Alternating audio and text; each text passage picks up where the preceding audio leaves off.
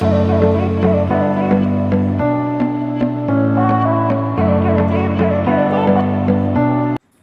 Actually क्या है बच्चे, ये three equation of motion for 2D motion या equation of accelerated motion for 2D motion, इसका मतलब क्या है? अभी मैंने लिखा, आपको कुछ समझ में नहीं आया होगा। देखो बच्चे, हमने कुछ थ्री इक्वेशन ऑफ मोशन पढ़ी थी पहले, अपनी 9th क्लास में भी पढ़ी थी और अपनी इस क्लास में भी पढ़ी थी अभी, ठीक है। बट एक्चुअली क्या होता है बच्चों, ये जो इक्वेशन होती है ये हमने 1 डायमेंशन मोशन में भी पढ़ी थी, बट ये जैसे 2D मोशन होता है। अगर 2D मोशन की बात कर रहे हैं तो देखो बच्चे, किसी बॉल को हमने फेंका, ऐसे जा रही है, यहां गिर रही है, तो 2D मोशन में हमने आपको बताया जब बॉडी चलती है तो x में भी चलती है और साथ साथ में y में भी चलती है। जैसे यहाँ बॉडी पहुंची, तो यहाँ पहुंची तो इसकी x में डिस्प्लेसमेंट कितनी हुई, sx या x मान लो चलो, और y में डिस्प्लेसमेंट कितनी हुई, sy या y बोल दो, वो तो आप पे डिपेंड करता है, और y या और x बोल दो इसको, चलो। तो यहाँ पर x के डिस्प्लेसमेंट अलग चीज है और y की अलग चीज है, अलग अलग भी काउंट कर सकते हैं, साथ में भी कर सकते हैं, खैर अलग अलग मान लो काउंट करते हैं। तो अगर हम x की और y की डिस्प्लेसमेंट अलग अलग काउंट करें तो उनकी इक्वेशन भी हमें क्या लेनी पड़ेंगी, अलग अलग ही लेनी पड़ेंगी। समझे बात या नहीं समझे बच्चे? बोलो बोलो, देखते हैं बच्चों।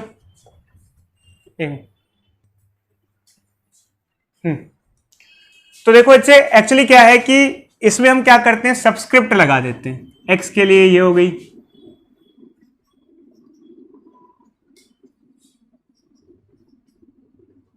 ये x कोऑर्डिनेट के लिए हो गई, किसके लिए हो गई, x कोऑर्डिनेट के लिए। ऐसे ही y कोऑर्डिनेट के लिए बन जाएगी, समझ रहे बच्चे? तो देखो बच्चे, जैसे हमने x के लिए लिखी 3 इक्वेशंस, ऐसे ही हम क्या करेंगे, y कोऑर्डिनेट के लिए भी 3 इक्वेशंस लिखेंगे।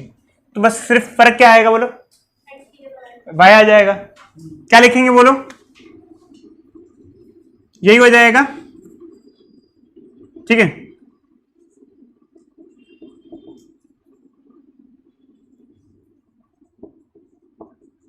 बट कोऑर्डिनेट क्या हो जाएगा यहाँ, y, ये तो हो ही गया y।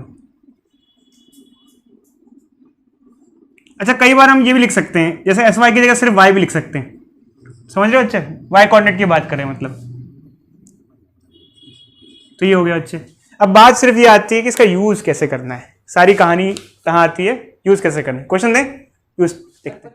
मान लो बच्चों, हमारे पास एक क्वेश्चन दिया हुआ है कि एक बॉडी की इनिशियल वेलोसिटी है 10i + 20j मीटर पर सेकेंड और एक्सेलरेशन है 2i + 3j मीटर पर सेकेंड स्क्वायर, और हमसे x डायरेक्शन में डिस्प्लेसमेंट पूछी हुई है, मान लो 3 सेकंड बाद। तो देखो बच्चे, ये इनिशियल वेलोसिटी है, जो i के साथ वाला होता है वो x कंपोनेंट होता है और जो j के साथ वाला होता है वो y कंपोनेंट होता है। फिलहाल हमें y से कोई मतलब है या नहीं है, हमें नहीं मतलब। तो इनिशियल वेलोसिटी इन x डायरेक्शन क्या होगा, ux कितना होगा, 10 मीटर पर सेकेंड, और ax कितना हो जाएगा, ये एक्सेलरेशन इन x डायरेक्शन हुआ 2 मीटर पर सेकेंड स्क्वायर, ठीक है। और हम इक्वेशन ये लगाएंगे क्योंकि हमसे x कोऑर्डिनेट या डिस्प्लेसमेंट इन x डायरेक्शन की बात की, इसको हम ये भी लिख सकते हैं चाहे तो, ठीक है। तो x = uxt plus half axt square, ठीक है। हमें x निकालना है, ux कितना है बच्चों, 10, टाइम कितना है 3, हाफ ax कितना है 2, टाइम कितना है 3 का स्क्वायर कितना हो जाता है 9, ये क्या आ जाएगा 30 + 9 मतलब कि 39 मीटर, ये आ गया। तो इस तरीके से बच्चों ने निकाला। बट यहां आपने देखा होगा कि हमें y के बारे में भी चीजें इंफॉर्मेशन दी हैं, बट हमने y की इंफॉर्मेशन छेड़ी नहीं, क्योंकि हमें y से कोई मतलब नहीं था, समझे या नहीं? y के बारे में हमसे कुछ पूछा नहीं, तो हम y के बारे में क्या करें, कुछ नहीं निकालेंगे। मान लो हमें y के बारे में कुछ पूछा होता तो हम y के बारे में भी करते। चलो, जैसे मान लो इसमें एक पार्ट में ऐड कर देता हूं, find velocity in y direction at t = 2 second. अब ये कैसे करेंगे? तो देखो बच्चे, इसके लिए हम क्या करेंगे, कौन सी इक्वेशन लेंगे, ये y, ये इक्वेशन लेंगे बच्चे, velocity of y direction, y direction की वेलोसिटी देख रहे हो। देखो vy निकालना है, uy कितना है, uy कितना है इसमें से, u क्या होता है, v क्या होता है, v होता है फाइनल वेलोसिटी, u होता है इनिशियल। तो uy कितना बताना है इसमें, ये x में इनिशियल वेलोसिटी है 10, y में है 20, समझे बच्चे, j के साथ ये हो गया uy, ए वाई कितना है बताना। ये है ए वाई, ये ए एक्स है और ये ए वाई है 3, और टाइम कितना है 2, तो कितना आ जाएगा बच्चे 26 मीटर पर सेकेंड। समझे या नहीं समझे बच्चे, बोलो कोई डाउट? ठीक है चलो हो गया। जैसे हमें क्वेश्चन दिया गया है कि एक बॉडी है जब स्टार्ट कर रही है, स्टार्ट मतलब जब टाइम जीरो है, जब बॉडी स्टार्ट करती है तो टाइम जीरो मतलब जीरो से हम टाइम स्टार्ट करते हैं, उस टाइम उसकी वेलोसिटी है 5i मीटर पर सेकेंड। एक्चुअली क्या है कि जब बॉडी स्टार्ट हो रही होती है उस टाइम जो उसकी वेलोसिटी होती है उसी को हम क्या कहते हैं, इनिशियल वेलोसिटी। तो कितनी इनिशियल वेलोसिटी बताना बच्चों 5i। तो इसके हिसाब से बच्चे बताना x में कितनी इनिशियल वेलोसिटी और y में कितनी है, ux कितना हुआ और uy कितना हुआ। ux को क्या लिखूं मैं और uy को क्या लिखूं, y में कोई वेलोसिटी थी नहीं इसका मतलब स्टार्टिंग में, ठीक है। फिर बॉडी पे फोर्स लगा, एक्सेलरेशन हुई, ax कितना लिखूं मैं बोलो, x में एक्सेलरेशन हुई 3, y में कितनी एक्सेलरेशन हुई 2 मीटर पर सेकंड स्क्वायर। क्वेश्चन में क्या पूछा गया है कि y कोऑर्डिनेट कितना होगा जब x कोऑर्डिनेट 84 है, ऐसा कुछ दिया हुआ है। x कोऑर्डिनेट जब 84 है तो y कोऑर्डिनेट क्या होगा। तो एक काम करते हैं, x कोऑर्डिनेट 84 कब है ये तो हमको पता ही नहीं है, और वैसे ही किसकी बात कर रहा है, क्या दिया इसने, x कोऑर्डिनेट के बारे में दिया है, तो हम x कोऑर्डिनेट की इक्वेशन लगा देते हैं। क्या होती है x कोऑर्डिनेट की इक्वेशन, ये लगा देते हैं। अच्छे, अब ये क्यों लगा रहे हैं, क्योंकि चक्कर क्या है, हमें टाइम नहीं पता है कि किस टाइम पर 84 होगा। टाइम पता तो चले ना, क्योंकि इसने बोल दिया कि भाई x 84 है, y कितना होगा, किस टाइम पर होगा, क्योंकि हमारे पास तो टाइम के बिना तो हम निकाल नहीं सकते। और वैसे भी पोजीशन की हम बात करें तो 3 इक्वेशन में एक तो पर्टिकुलर वेलोसिटी की होती है, v equal to u plus 80 में तो पोजीशन आती नहीं है, पता है ना बच्चों आपको। 2 इक्वेशन पोजीशन की होती हैं, s equal to ut plus half at square और v square minus u square equal to 2s। अब v square minus u square equal to 2s भी यहाँ नहीं लग सकता है, क्योंकि इन्होंने इनिशियल और फाइनल वेलोसिटी का कुछ बारे में, फाइनल वेलोसिटी के बारे में कोई इन्फॉर्मेशन नहीं दी है। तो एक काम करते हैं बच्चे, हम ये लगा देते हैं, ठीक है। x कितने बताना है इसमें 84, ux कितना है 5, x कितना है, अब t नहीं पता तो क्वाड्रेटिक बनेगी, क्वाड्रेटिक बनेगी तो मिड टर्म स्प्लिट होगा, मिड टर्म स्प्लिट होगा तो t की वैल्यू निकलेगी, ठीक है, 2 निकलेगी, एक पॉजिटिव और एक नेगेटिव। तो अच्छा 2 से मल्टीप्लाई कर देते हैं इक्वेशन को, 168 is equal to 5t plus 3t square. 2 से मल्टीप्लाई कर दिया, नहीं ये कितना हो गया, कोई दिक्कत बच्चे, इसको रीअरेंज कर लिया।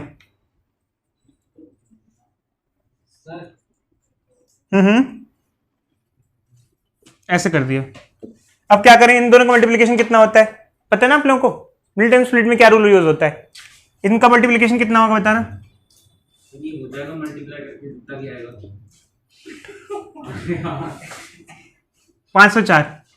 तो इसको कैसे स्प्लिट किया जाए ताकि 504 आए, तो 504 मतलब 20 और 10 ले लो, 20 और 10 क्या होता है 200 होता है, 30 और 20 क्या होता है 600 होता है। क्वाड्रेटिक फार्मूला ही लगा दूंगा मैं। हाँ अच्छा वो भी है, बट एक्चुअली क्या है 30 और 20 हो गया 28 और 18 ले लो अच्छे। अब 28 और 18 मैंने ऐसे चूज किया क्योंकि 28 और 18 8 मल्टीप्लाई होगा तो 4 आ जाएगा एंड में। क्वाड्रेटिक को सॉल्व करने का तरीका आना चाहिए बच्चे।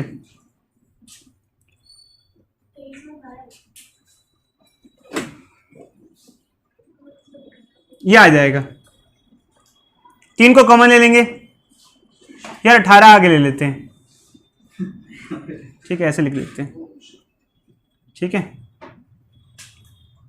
टी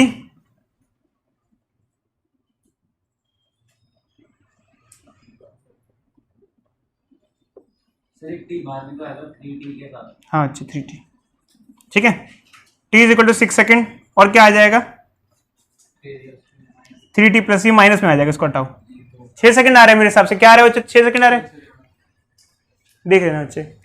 तो 6 सेकंड पे x कोऑर्डिनेट 84 है, ये 6 क्या लिखा है 6, तो 6 सेकंड पे x कोऑर्डिनेट 84 है, तो 6 सेकंड पे अगर x कोऑर्डिनेट 84 है तो y कोऑर्डिनेट कैसे निकालेंगे, तो y कोऑर्डिनेट की इक्वेशन में ये इसमें लगा दो, क्या निकालना है हमको y कोऑर्डिनेट निकालना है ना, लगाओ ये लगा दो, बताओ बच्चे क्या आएगा, जल्दी से करो, अब तो पता ही है, टाइम तो मिल गया, करो